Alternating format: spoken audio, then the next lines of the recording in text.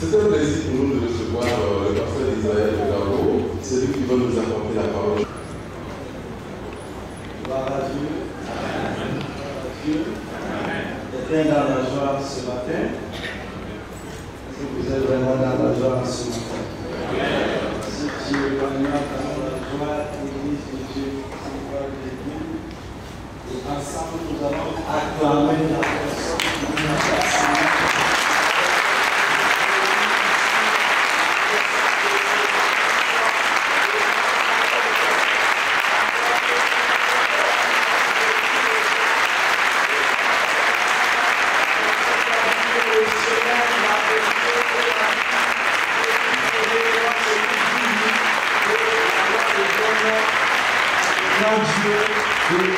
Jésus. Amen. Je voudrais vous demander de vous asseoir et je vais demander à notre frère bien-aimé de prier pour la bénédiction de la parole de Dieu. Nous bénissons ton nom parce que chaque fois que tu réunis, quelque chose de sincère à nous communiquer. Nous prions que tu bénisses ton nom, nous prions que tu bénisses ton peuple, donne-nous des oreilles attentives et au-delà de cela, donne-nous pouvoir mettre cela en pratique pour la gloire de Dieu. Que cet instant soit des moments spéciaux, des moments où on est écrasé ton peuple. Viens, parle, t'écoutons, glorifie ton nom au nom de Jésus. Amen. Amen. Gloire à Dieu. Amen. Gloire à Dieu. Alors donc, avant la prédication de la parole de Dieu, je voudrais vraiment dire merci au pasteur principal, notre pasteur bien-aimé, le pasteur Moïse Saoulou, à l'autorité du passage à Paris. L'Église a été vraiment bénie à travers son passage. Nous avons reçu quelque chose de Dieu et je suis reconnaissant à Dieu pour le respect, la considération et surtout l'accueil. Que Dieu continue de l'accorder grâce et bénédiction à Christ Jésus. Là, que toute la gloire et l'honneur reviennent à Dieu. À chaque fois que je me tiens devant le peuple de Dieu pour communiquer la parole de Dieu, c'est vraiment un privilège, une grâce et une bénédiction pour ma vie. Et ça me rend la joie dans le cœur, car en avril 1987, j'ai été baptisé d'eau dans cette même assemblée et aujourd'hui je me tiens en tant que missionnaire des assemblées de Dieu de Burkina Faso à Paris pour vous communiquer la parole de Dieu. Dieu est vraiment fidèle, que l'honneur revienne à lui et à lui seul pour tout ce que Dieu fait dans ce lieu pour la seule gloire de son saint nom. Et ce matin, je voudrais vous parler du thème qui m'a été demandé sur proposé et je voulais vous communiquer ce matin, c'est les bénédictions de la mission. Les bénédictions de la mission. Le Christ et l'Église sont inséparables. Sans l'Église, Jésus-Christ finit par se réduire à une idée, à une morale, à un sentiment. Sans l'Église, notre rapport avec le Christ serait à la merci de notre imagination, de nos interprétations. L'œuvre missionnaire a donc une importance primordiale. Conserver, restaurer ou établir ce lien entre Christ et l'Église. Jésus est le centre de cette mission. Et dans le nom de Jésus se trouve toute la bénédiction de Dieu pour l'humanité. Si, au temps des apôtres, tous les disciples se considéraient comme étant les missionnaires du Christ, aujourd'hui, la fonction de missionnaire est réservée à celui qui quitte son pays pour aller évangéliser ou œuvrer dans un pays La mission n'est pas une idée nouvelle de Dieu. Elle est présente dès le livre de la Genèse et surtout tout au long de l'Ancien et du Nouveau Testament. Elle est le plan de l'action de Dieu en vue de la résolution du problème du péché dans le monde. Dès la Genèse au chapitre 1 à partir du verset 26, Dieu créa l'homme à son image, demandant son désir que tous bénéficient de la restauration. Cette image est importante pour nous, car nous avons ce rôle de représentant du Seigneur. Jésus est en nous, réconciliant le monde avec lui. Dieu lui-même est celui qui demande la collaboration de l'être humain et l'adhésion à ce projet de réconcilier avec l'homme. Ce projet formidable de Dieu est source de bénédiction. La question que je vous pose ce matin, Église peuple de Dieu, quelles sont les bénédictions qui sont attachées à cette mission? Premièrement, l'œuvre missionnaire est bénie dans le service. Deuxièmement, l'œuvre missionnaire est bénie à travers l'obéissance au commandement de Dieu. Premier point, l'œuvre missionnaire, une bénédiction dans le service. Dieu veut que nous ayons une place auprès de lui en tant qu'ambassadeur du Christ, afin de refléter son amour, ses qualités, sa gloire. C'est son projet depuis l'origine, et même la chute ne peut empêcher ce plan, car l'Éternel a fait la promesse que la prospérité de la femme écrasera la tête du serpent. Le thème de la mission est tellement ancré dans le cœur de Dieu dès l'origine. Dieu s'est choisi un missionnaire pour porter la bonne nouvelle aux nations, Israël. La mission va devenir explicite avec Abraham, qui devrait être le père d'une multitude. Pour cela, Dieu va lui promettre une terre afin qu'il prospère, rendant ainsi visible l'action divine dans sa vie. La vocation d'Abraham était donc bel et bien universelle. En définition, le missionnaire est quelqu'un qui est envoyé dans un but précis pour accomplir quelque chose qui lui a été confié. La notion d'être envoyé est importante. Le missionnaire accomplit la mission confiée par Dieu. Dans Romains chapitre 10 plutôt, les versets 13 et 18, l'apôtre Paul dit: comment aura-t-il des prédicateurs si ils ne sont pas envoyés? Il y a une impérieuse nécessité d'envoyer des prédicateurs pour que les hommes entendent parler de Jésus et qu'ensuite ils puissent croire. Le missionnaire est donc un témoin vivant de Christ par ses actes et ses paroles. Mais il devient aussi une sémence. Une sémence à deux titres, par la parole de Dieu qui est envoyée. Et cela dans Matthieu chapitre 13, les versets 1 et 23, mais par le caractère de sa mission. Les fils du royaume sont une semence que Dieu envoie. Toujours dans Matthieu chapitre 13, les versets 24, 30, 36 à 43.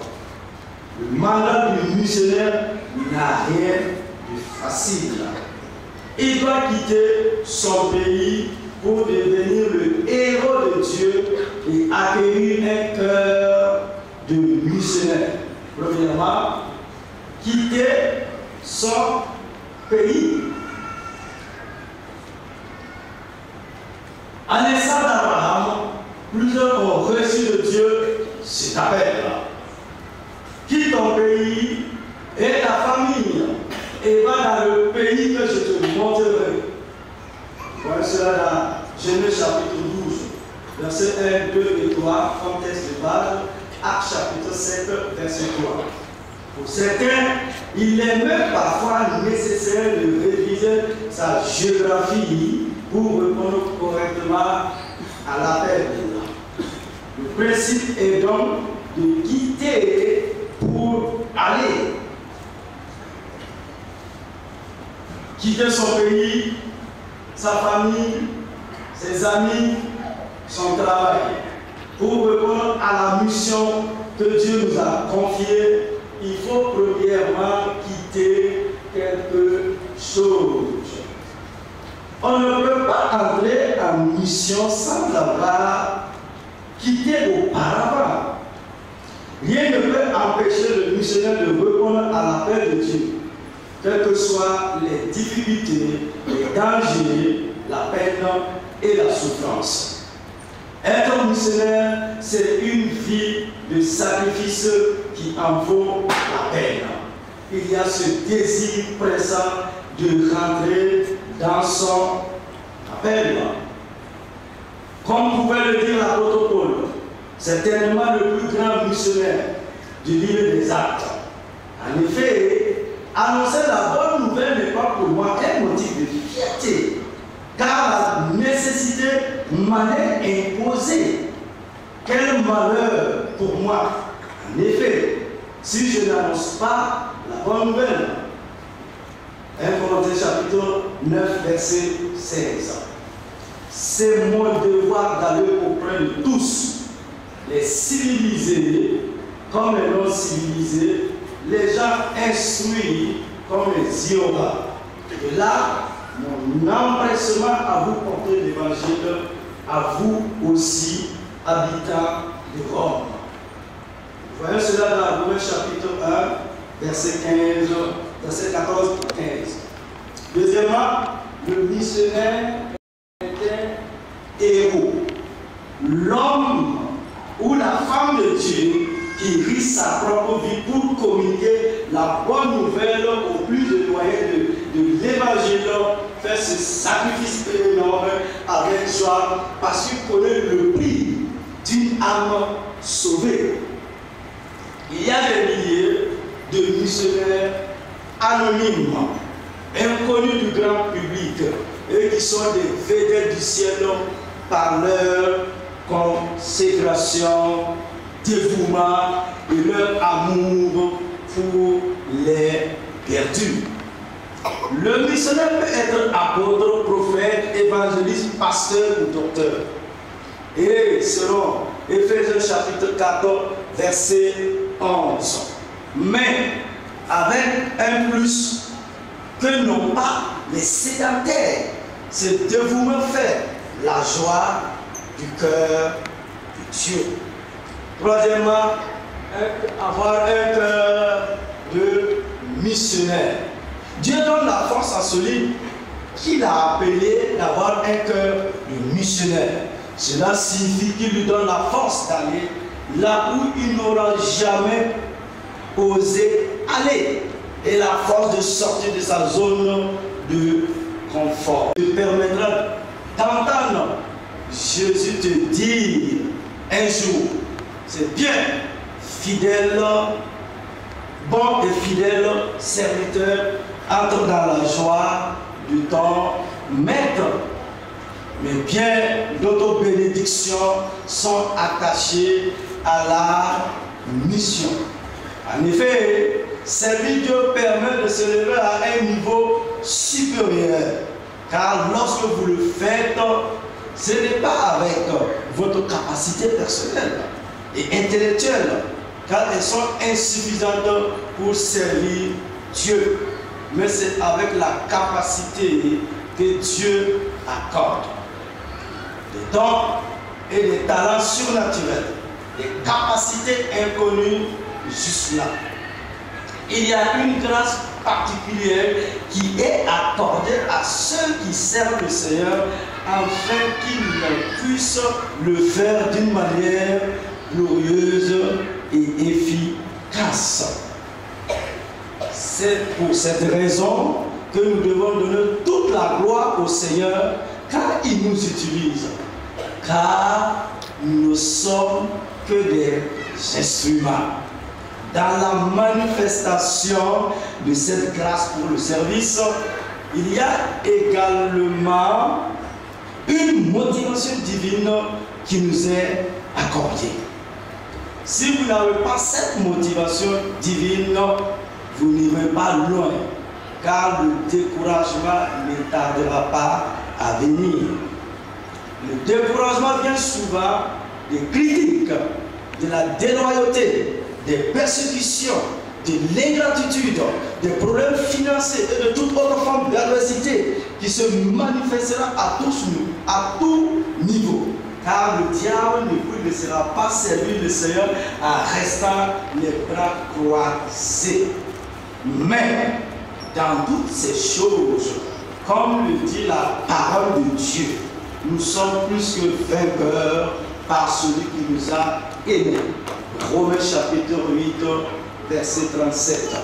Et sa grâce abondera toujours pour nous communiquer l'énergie dont nous avons besoin pour réaliser ce qui nous est demandé.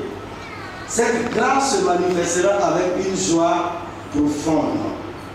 Et c'est pour cette raison que le Seigneur a dit à Paul, sur l'apôtre Paul, dans les moments de tribulation, ma grâce te suffit. Chapitre 12, verset 9. C'est en cherchant Dieu dans la prière que l'on parvient à une vie claire de ce que l'on est appelé à faire. Beaucoup passent leur vie à vivoter et meurent sans connaître la vraie finalité de leur vie. Lorsque vous êtes missionnaire, la finalité, vous la connaissez. Sauver des âmes pour Christ. Pour le missionnaire, la grâce de Dieu sera toujours au rendez-vous. Quelle que soit la chose qui lui demandera de faire. Dieu est fidèle et il sait par sa grâce son serviteur. Que sans sa grâce, son serviteur ne peut rien faire.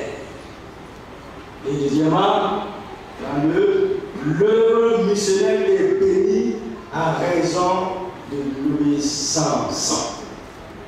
Christ est le modèle du missionnaire et les signes de son obéissance sont nombreux. Donc ici nous voyons Christ comme le modèle sur le grand missionnaire qui est venu nous communiquer la parole de la grâce infinie de Dieu. Et la Bible dit dans Hébreux 10, il est venu pour faire la volonté de Dieu. Oh, voici, je viens pour faire ta volonté, oh Dieu. Jusqu'à la venue de Christ sur la terre, jamais personne n'avait parfaitement accompli la volonté de Dieu. Voilà pourquoi il fallait toujours des sacrifices. Jésus a obéi jusqu'au bout. Et il a dit, non pas ce que je veux, mais ce que tu veux. Dans Marc 14, verset 34. L'obéissance implique un renoncement à soi, surtout quand c'est difficile. Troisièmement, l'obéissance du Christ est une preuve de son amour pour son Père Céleste, afin que le monde sache que j'aime le Père et que j'agis selon l'ordre que le Père m'a donné. Jean chapitre 14, verset 31. Quatrièmement, il fallait que Christ soit parfait dans son obéissance pour nous racheter de nos obéissances. Par l'obéissance d'un seul, beaucoup sont rendus justes. Le sacrifice de la croix fut rendu valable pour notre rachat à cause de l'obéissance parfaite de Christ. Et nous voyons cela dans Romains chapitre 5, verset 10-9. À l'image de Christ, notre amour pour Dieu sera prouvé par notre obéissance. Si vous gardez mes commandements, vous demeurerez dans mon amour. Jean 15, 10. L'obéissance est la marque du missionnaire accompli. Le Seigneur exige une obéissance totale et avec amour à son service. Il avait ainsi parlé à Israël par Moïse dans Deutéronome 26, verset 16. Tu les mettras en pratique de tout ton cœur et de toute ton âme. Elle est indispensable pour entrer dans le royaume de Dieu. Mais celui-là seul fait la volonté de mon Père. Les dons spirituels seuls ne sont pas une preuve de l'approbation divine de la personne. Il existe une école de l'obéissance pour le missionnaire en particulier. Il a appris, bien qu'il fût fils, l'obéissance. Hébreux 5:8. Par nature, nous sommes désobéissants parce que nous sommes pécheurs. Un des buts de la souffrance est de nous apprendre à obéir. La maturité spirituelle l'amène à une dépendance de plus en plus grande de Dieu et à une soumission à sa volonté.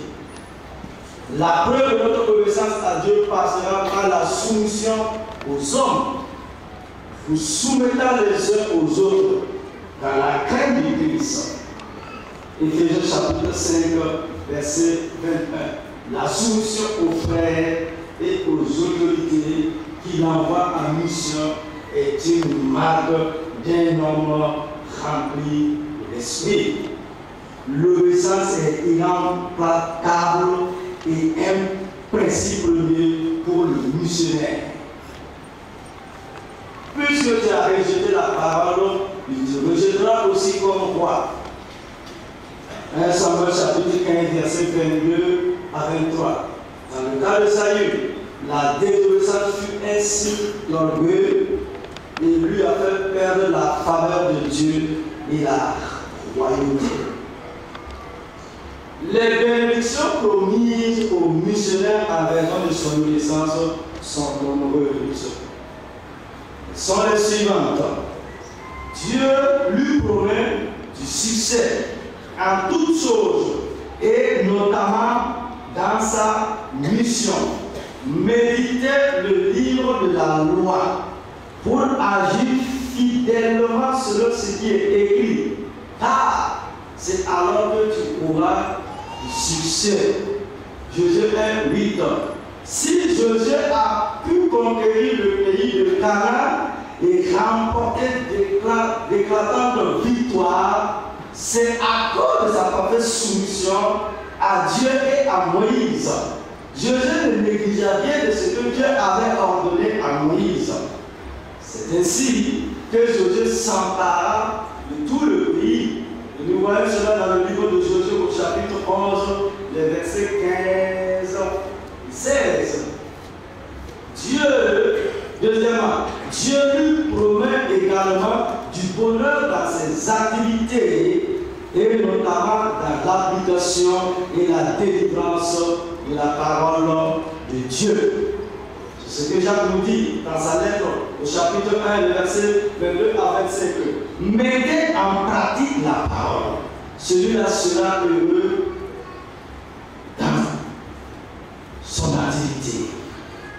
Un missionnaire heureux est un missionnaire obéissant à la parole de Dieu. Son bien-être et bonheur dépend de son attention au commandement de Dieu.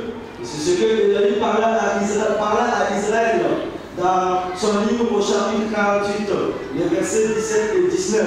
Oh, si tu étais attentif à mes commandements, ton bonheur sera comme un fleuve.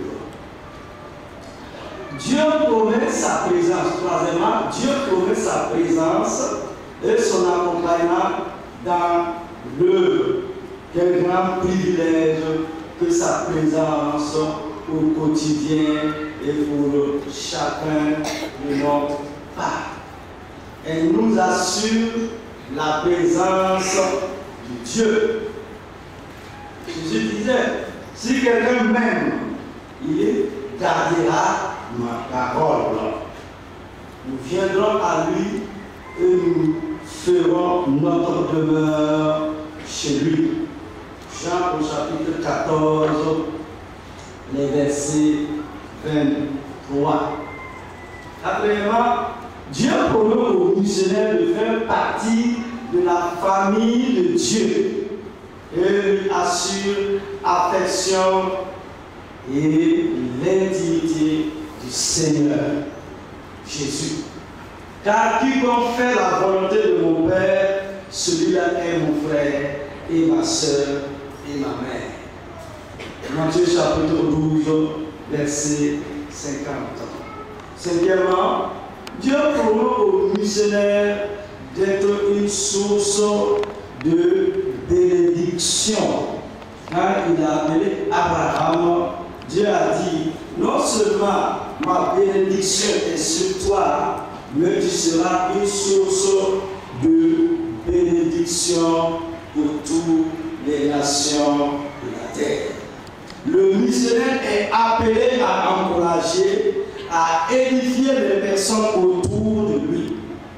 Non seulement c'est bon pour son entourage, mais cela est excellent aussi pour son moral. L'éminente psychologue Carl Menninger disait que la meilleure façon qu'une personne seule et malheureuse puisse faire, c'est de fermer la porte derrière elle, traverser la rue, trouver quelqu'un qui souffre et l'aider. Et Jésus lui-même, il attirait les gens comme des aimants, car il aimait les âmes. Il avait toujours une parole d'espérance pour les esprits abattus. À son contact, les malheureux retrouvaient l'espoir et ils repartaient de l'avant. La parole de Dieu est source d'optimisme, net de nouveau. Apocalypse chapitre 21, verset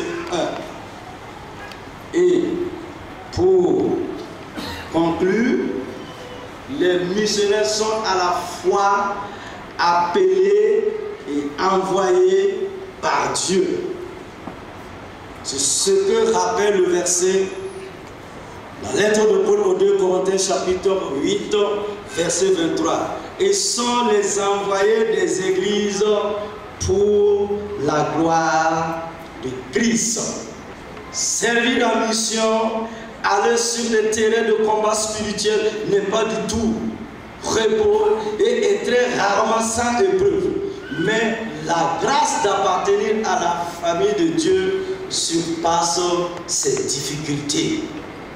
L'histoire du salut de Dieu nous démontre que ce service, lorsqu'il est effectué selon le cœur de Dieu, est toujours et constamment un objet de la bénédiction de Dieu dans la vie de ses appelés, et au nom de Jésus. Amen.